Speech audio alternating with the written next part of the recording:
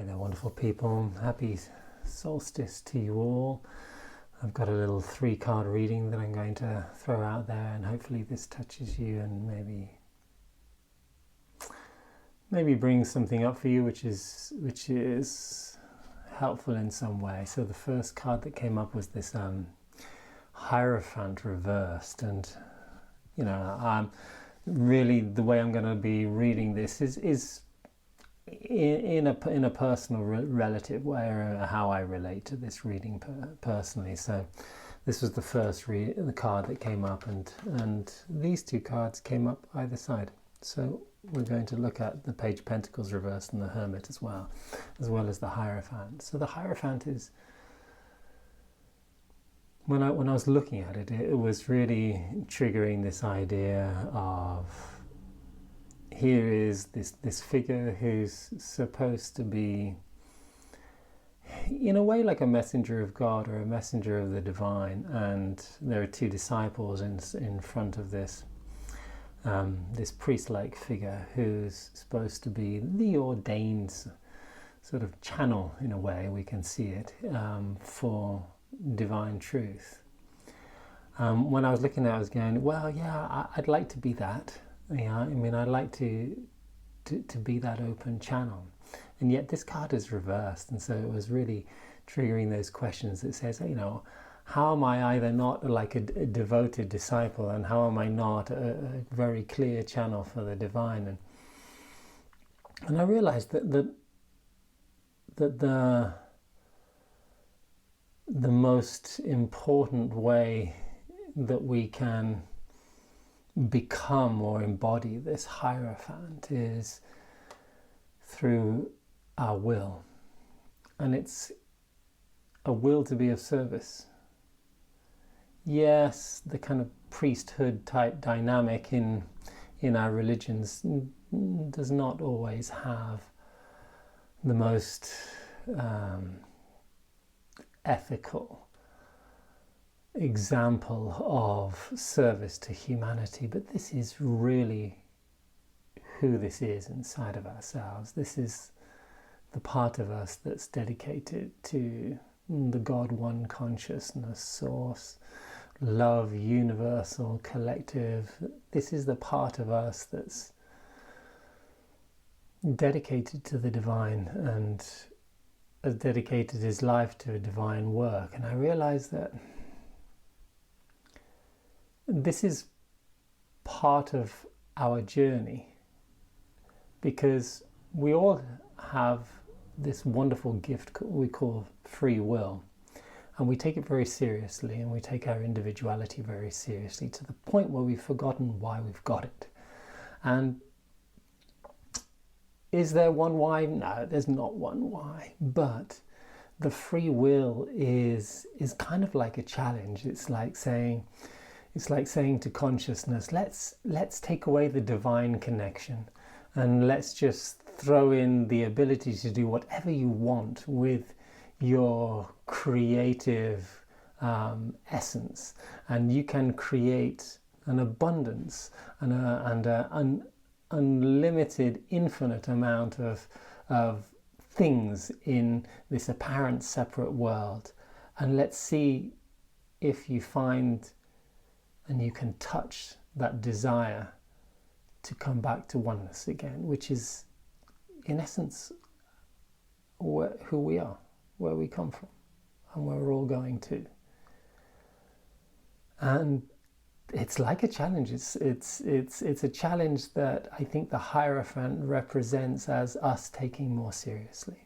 And it's a challenge inside of me where I say, yeah, if it's my individuality, my ego, that's going to want to share, that's going to want to learn, to either be the disciple or be the teacher in this way, if it's my ego that's going to want to do that work, then I'm probably going to fail. Because the really only way to really learn is to be able to put yourself in service of the divine, and that means toning down or tuning in our individual desire, our individual free will to the will of God, if you want to use this word. If you don't like that word, well, to the higher will, to the will of the united all consciousness. And this is such an easy thing to forget. It's such an easy truth to forget, because we have conditioned ourselves to be so separate and to be egotistical, wonderfully egotistical individual creatures, which is fantastic. And yet part of our work is to give that up to the higher good, and the higher good feels amazing inside of us if that service inside of us is the service that doesn't negate who we are. It shines a light on who we are. It's not about self-sacrifice and giving up the essence of your individuality. It's about recognizing the essence of your unity. And this idea of individuality, or the reflection that we are in this individual way, is just a mirror, is just a prism refraction of the light in a very dense dimension, just sharing something of beauty. And I saw how this was related to the page, that is this pure innocent child inside of us that wants to create new realities all the time, that wants to create and have new experiences, and how this newness, or this childlike purity of really accepting something new in our lives, requires us to let go of our individual attachments. And part of the letting go of our individual knowing, and especially when you're my age and we've lived enough of life so that we have so many conditionings, it's hard to find that inner child again. It's hard to create something new, and yet there's still the desire inside of us to create something new, to experience something new, to welcome new things into our lives in ways that we haven't experienced.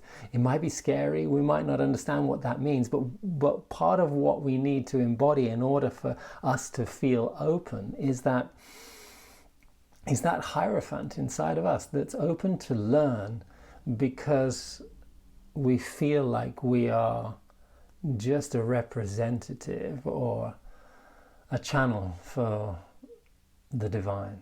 And I forget that.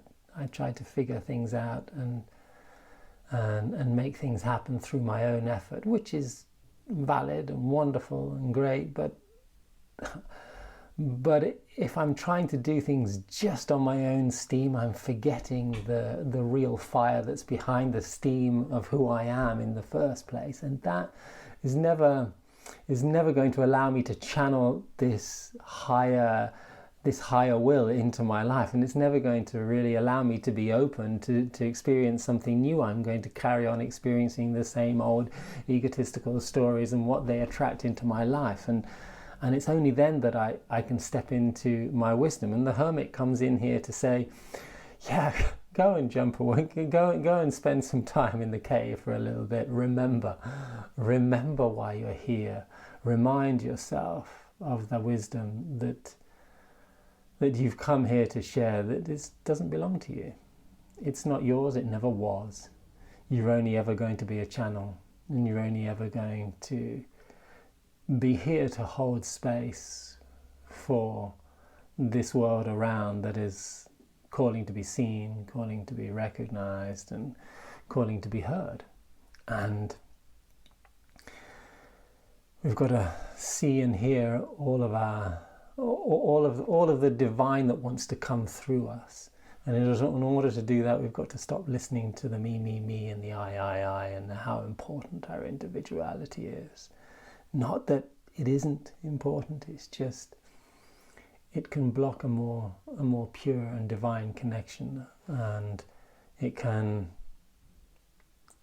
be the habitual way we forget that we're here in service of the divine, and we're here in service of higher will fundamentally. I mean, this is something that the magician touches on in the beginning of the journey, but then the Hierophant represents that devotion.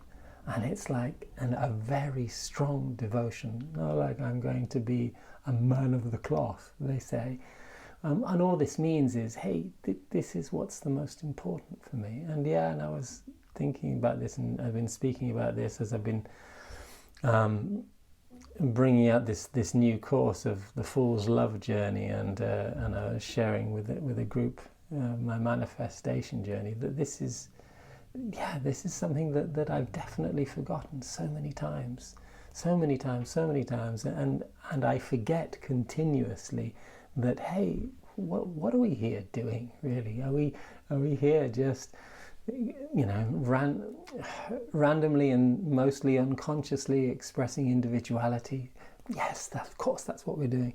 Or are we here to remember the connection to the divine so that we can express a more united truth and a more united reality, and reflect that through who we are, and learn what that is through a certain amount of empowered humility, let's call it that, because sometimes humbleness can be making yourself small, and sometimes humbleness can be incredibly empowering and uplifting, and a journey to make yourself greater. Have a wonderful solstice, everyone. Much love to you.